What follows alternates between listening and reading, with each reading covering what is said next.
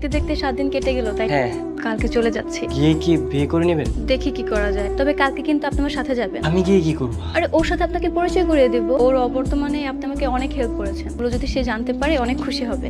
আচ্ছা ঠিক আছে, যাবো, কোনো সমস্যা নেই। আজকে থেকে আমাদের এই হাজবেন্ড ওয়াইফের লাইফটা শেষ হয়ে যাবে, তাই না? হ্যাঁ। মা বাবাকে কিভাবে যে বোঝাবো, ওর জন্য যে আমার অনেক খারাপ লাগছে। ওকে কি বলে দিব? বলি যে তুমি চলে গেলে তোমাকে ছাড়া আমি থাকতে পারবো না, কষ্ট হবে না? বলেই দিই। তো ও তো বললো আকাশের কাছে চলে যাবে।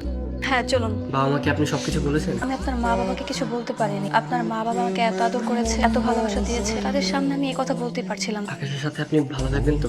হ্যাঁ অবশ্যই ভালো থাকবো। ঠিক আছে, চলেন তাহলে। আর তোমার কি লাগবে সেটা বলো।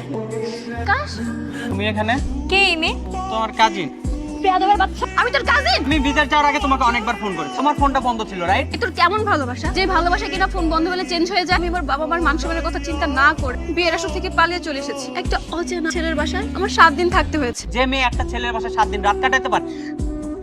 আজকের পর থেকে ওর আর আমার সম্পর্ক আমি এখানে দাফন করে গেলাম।